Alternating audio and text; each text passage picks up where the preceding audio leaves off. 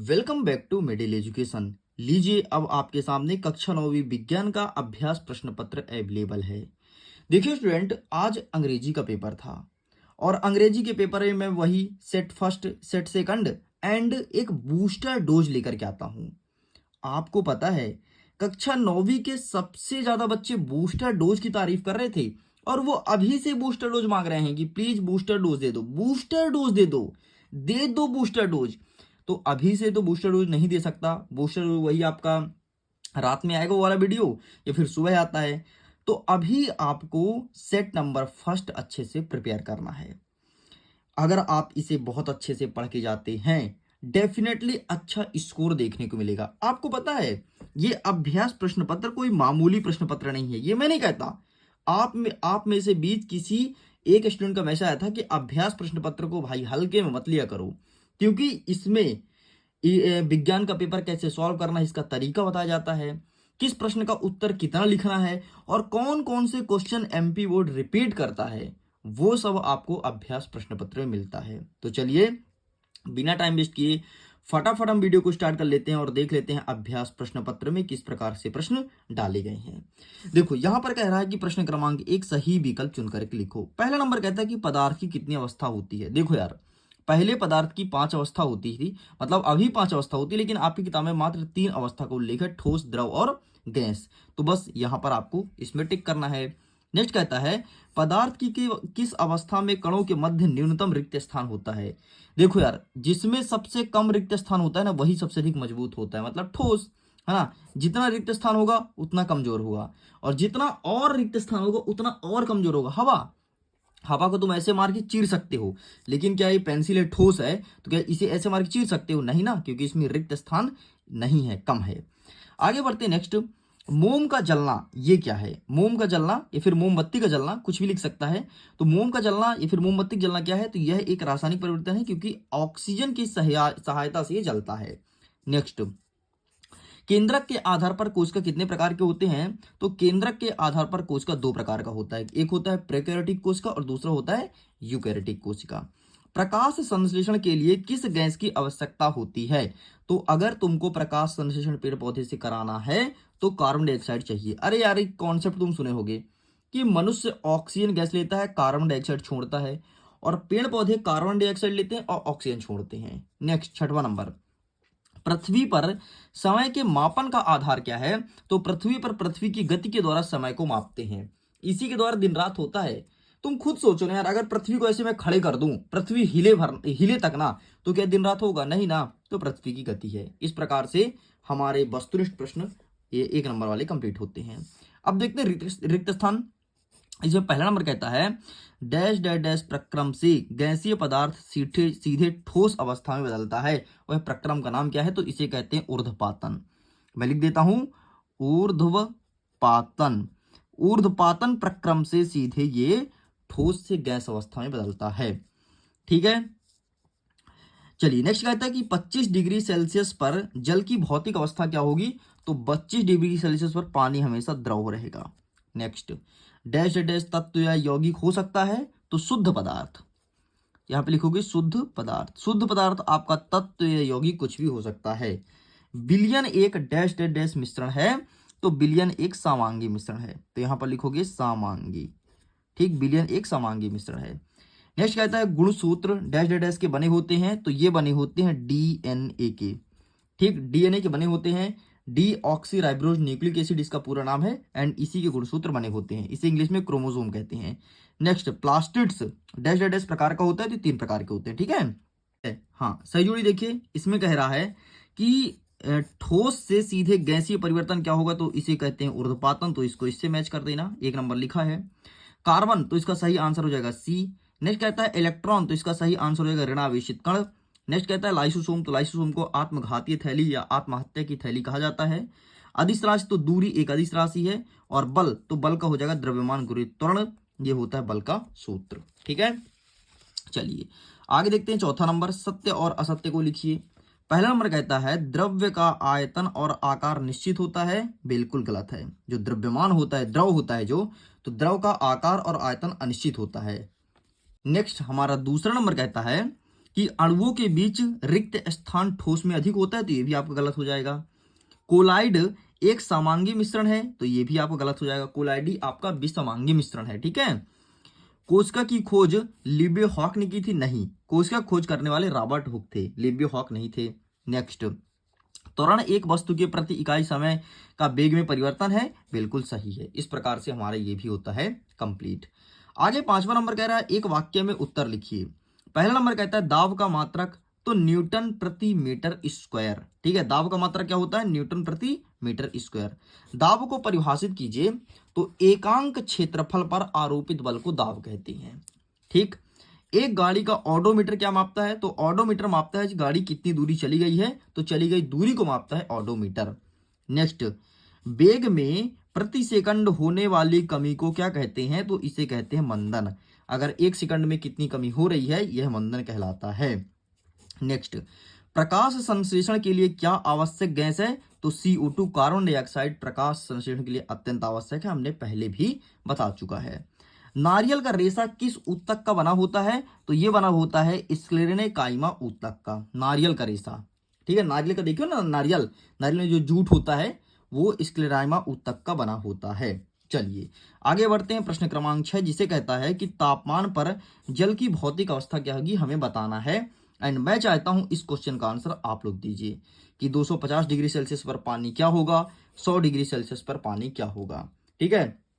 तो पानी क्या होगा, क्या परिवर्तन होगा, क्या जम जाएगा या द्रव रहेगा? आप हमें बताइए कमेंट सेक्शन में लिख करके, तो इसका आंसर आप देंगे, ठीक है। अच्छा सुनो, अगर इसके PDF को डाउनलोड करना है तो लिंक डिस्क्रिप्शन बॉक्स में है, जाइए अपने इसी क्वेश्चन पेपर का मॉडल प्रश्न पत्र का PDF आसानी से डाउनलोड कर सकते हैं।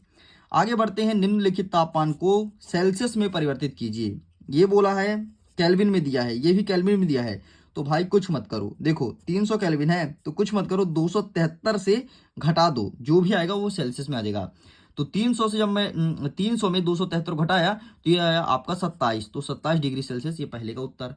अब इसे भी 273 को 273 से घटा दो तो आया 0, तो 0 डिग्री सेल्सियस दूसरे का उत्तर। नेक्स्ट, अथवा कहता है कि अब केल्विन में जो पैमाना है, मतलब डिग्री सेल्सियस जो केल्विन में दिया है, सॉरी जो डिग्री सेल्सियस में दिया है उसे केल्विन में परिवर्तन करो, ठीक है। नेक्स्ट यहां पर दिया है 25 डिग्री सेल्सियस, तो कुछ मत कर भाई, इसको तुमको 273 से जोड़ दो, 273 से जोड़ दोगे तो ये आ जाएगा 298 केल्विन। इसे इसमें दिया है 373, तो इसमें 273 जोड़ दो तो 646 आ गया। 100 दिया है तो 273 जोड़ दो तो 373 केल्विन। इस प्रकार से इनके आंसर होते हैं कंप्लीट।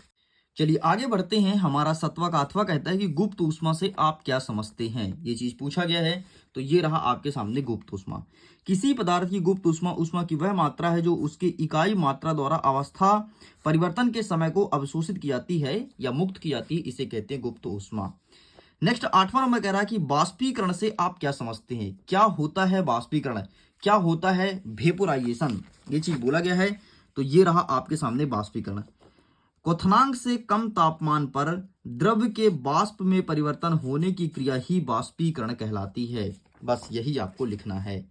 आगे बढ़ते हैं अथवा में कि गलनांक और क्वथनांक में अंतर बताइए, क्या होता है गलनांक, क्या होता है क्वथनांक। तो ये रहा, जिस तापमान पर कोई ठोस पदार्थ पिघल करके द्रव बनता है उसे कहते हैं गलनांक।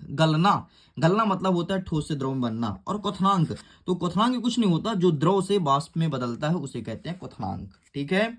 चलिए आगे बढ़ते हैं। 10वां नंबर, गर्मी में मटका का जल ठंडा क्यों होता है? क्योंकि उसमें वाष्पीकरण की दर अधिक होती है, इसलिए गर्मी में मटकी का पानी अच्छा ठंडा होता है। आपको पता है अगर आप मटकी को धूप में रखोगे ना, जितनी धूप लगेगी मटकी पे उसका पानी उतना ही ज्यादा ठंडा होगा।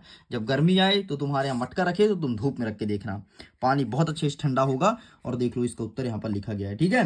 क्योंकि मिट्टी पर असंख्य रंध्र होते हैं जिसमें से जल वाष्पित होता रहता है, और गर्मी के दिनों में बाहर अधिक तापमान व कम आर्द्रता होने से घड़े में होने वाले वाष्पीकरण की दर बढ़ जाती है, और इस कारण से जल अधिक ठंडा हो जाता है। बस ये आपको लिखना है। आगे बढ़ते हैं। अथवम कहता है पेट्रोल या इत्र डालने पर हमारी हथेली ठंडी क्यों हो जाती है, ठीक। तो ये रहा आपके सामने पेट्रोल या इत्र डालने पर, ये देखिए ये रहा आपके सामने, पेट्रोल या इत्र डालने पर हमारी हथेली हथेली तथा आसपास की ऊर्जा प्राप्त कर बाष्पीकृत हो जाती है, इस कारण से हमारी हथेली ठंडी हो जाती है। बस इतना आपको लिखना है। आगे बढ़ते हैं। 11वां नंबर कह रहा है कि गर्मियों में हमें सूती कपड़े क्यों पहनना चाहिए। तो देखो क्या होता है, गर्मी में तुम्हारी पसीना निकलती है ना, तो सूती कपड़े पसीने को सोख करके और तुरंत वाष्पीकरण के द्वारा शरीर से बाहर निकाल देता है, इसलिए गर्मी में हमें सूती कपड़ा पहनना चाहिए। अदर जो कपड़े होते हैं वो आपके पसीने को नहीं सोखते हैं, ठीक है। ये देखो यहाँ पर इसका उत्तर लिखा है, गर्मी में हमें किस तरह कपड़े पहनना चाहिए, तो ये रहा इसका उत्तर, यही रहा पूरा उत्तर, बस यही तुमको लिखना है, ठीक है। नेक्स्ट कहता है कि जल में रखने पर किशमिश फूल जाता है, क्यों। तो जल में जैसे ही किशमिश को डालते हैं, थोड़ी देर के रख देते हैं, तो इस चना फूल जाता है ना, वैसे किशमिश फूल जाता है। क्यों? क्योंकि उसमें परासरण की क्रिया होती है, परासरण की क्रिया होती है, इसलिए ये फूल जाता है। आगे बढ़ते हैं। प्रश्न क्रमांक 12, ठोस द्रव और गैस में अंतर लिखिए। किसमें? ठोस द्रव और गैस में। तो ये देखिए, ये रहा आपके सामने अंतर, ठोस द्रव गैस, तो यही अंतर आपको लिखना है, ठीक, ये रहा। चलिए साइड करते हैं। नेक्स्ट कहता है कि अथवा में समांगी और विषमांगी मिश्रण में अंतर लिखिए। क्या होता है समांगी मिश्रण, क्या होता है विषमांगी मिश्रण, ये चीज हमें लिखना है। तो ये रहा आपके सामने समांगी और विषमांगी, तो आप इसका फोटो क्लिक कर लीजिए। आगे बढ़ते हैं। 13 नंबर, भौतिक और रासायनिक परिवर्तन के दो दो उदाहरण दीजिए। क्या होता है भौतिक परिवर्तन, क्या होता है रासायनिक परिवर्तन। तो ये रहा आपके सामने भौतिक और रासायनिक परिवर्तन, ठीक है। बस इसका उदाहरण बोला है, तो उदाहरण यहां पर दिया है। अच्छा देखो, मक्खन का एक बर्तन में पिघलाना और जल का उबालकर वाष्प बनाना, ये आपका भौतिक हो गया। रासायनिक में लोहे में जंग लगना, लकड़ी और कागज का जलना, ये आपका रासायनिक हो गया।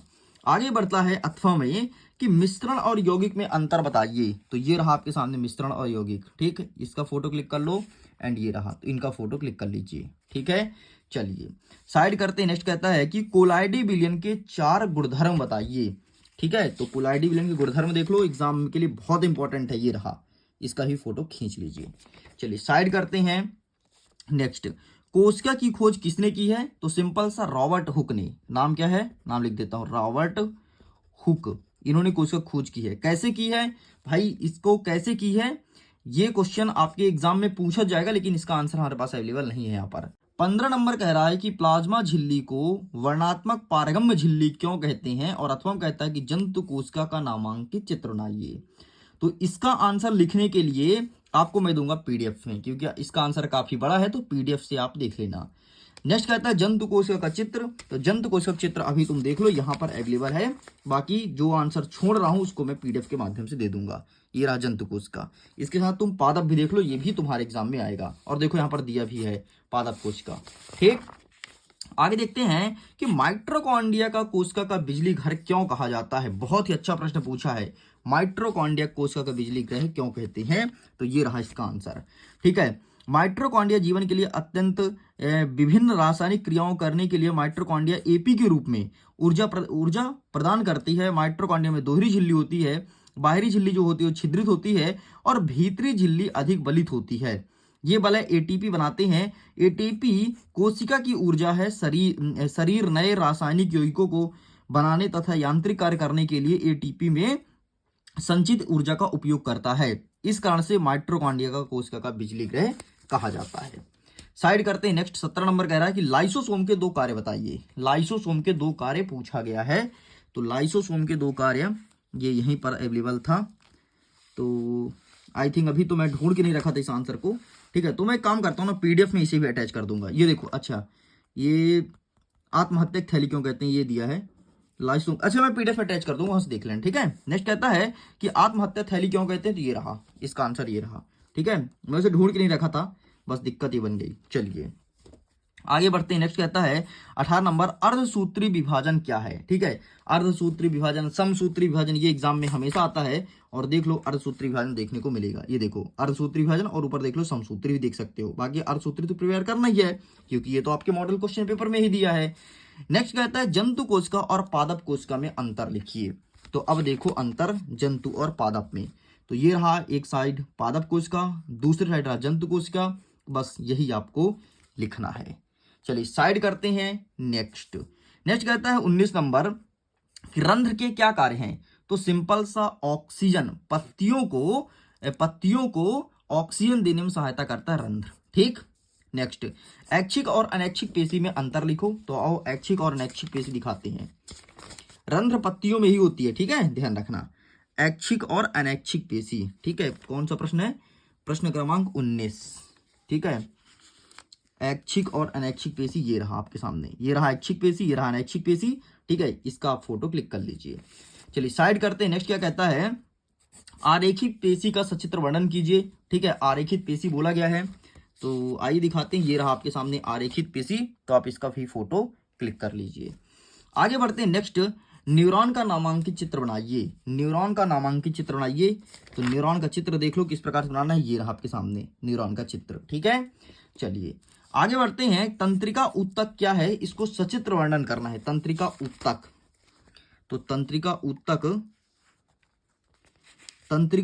पूछा है ना, तंत्रिका ऊतक ये रहा भाई, 9वां नंबर देख लो, ये 9वां नंबर में। ठीक है, इसका फोटो क्लिक कर लो। चलिए साइड करते हैं। नेक्स्ट, त्वरण को परिभाषित करना है और इसके एसआई पद्धति में मात्रक बताना है कि त्वरण क्या होता है। तो आओ देखते हैं त्वरण। ये रहा त्वरण, स्क्रीनशॉट ले लो। ठीक है, चलिए साइड करते हैं। नेक्स्ट कहता है कि एक समान वृत्तीय गति को परिभाषित कीजिए और उदाहरण लिखिए।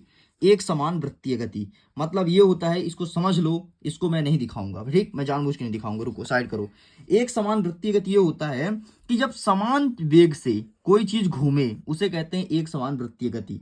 अरे यार सिंपल से, जैसे तुम देखे होगे ना कि वो देखे हो कभी मौत का कुआं जाकर के मेला में, तो मौत का कुआं में क्या होता है? एक समान वृत्तीय गति, मतलब एक समान गति से घूमता है। ठीक है, एक समान वृत्तीय गति वही कहलाता है। यहाँ पर देख लो, एक समान गति देख लो, यहाँ समझ जाना। बाकी मैं उसका आंसर नहीं दिखाऊंगा, इसलिए नहीं दिखाऊंगा क्योंकि थोड़ा बड़ा तो आप भी पढ़ो ना यार अपने से, एक दो छोड़ रहा हूं, जानबूझ के छोड़ रहा हूं। नेक्स्ट कहता है अदिश और सदिश राशि का परिभाषा उदाहरण सहित दो। तो देखो, ऐसी कोई राशि जिसमें केवल परिणाम हो, क्या हो? केवल परिणाम हो उसे कहते हैं अदिश राशि। और जिसमें परिणाम के साथ, परिणाम तो हो लेकिन परिणाम के साथ दिशा हो, क्या हो? परिणाम के साथ दिशा हो, उसे कहते हैं सदिश राशि। बस यही तुमको याद रखना है। ठीक है, नेक्स्ट कहता है एक समान गति और असमान गति आप क्या समझते हैं? ये देख लो, ये तो मैं दिखाई दिया था, नहीं तो ये भी ना दिखाता। ये रहा एक समान गति और असमान गति। ठीक है, ये रहा। चलिए साइड करते हैं। और अंतिम प्रश्न कहता है कि दूरी और विस्थापन में अंतर बताइए। तो ये भी देख लो फटाक से, और फिर हम वीडियो को कर दें खत्म। ये रहा दूरी और विस्थापन में अंतर। तो इस प्रकार से स्टूडेंट पूरा का पूरा मैंने मॉडल प्रैक्टिस पेपर कक्षा 9वीं के फर्स्ट सेट को कंप्लीट कर दिया हूं। पीडीएफ को डाउनलोड कीजिए, लिंक डिस्क्रिप्शन बॉक्स में दिया गया है। बाकी जल्द ही बूस्टर डोज आएगा, इसके लिए चैनल को सब्सक्राइब करके रखो। अगर तुम पहली बार देख रहे हो, बूस्टर डोज नहीं जानते क्या है, अपने दोस्त से मिलो, उससे पूछो, बात करो कि मिडिल एजुकेशन तुम पढ़ते हो क्या। जो ओल्ड स्टूडेंट है उनको बूस्टर डोज पता है कि क्या होता है और कितना एग्जाम में तबाही मचाता है। चलिए वीडियो गेन करता हूँ, एग्जाम के लिए all the best, bye bye.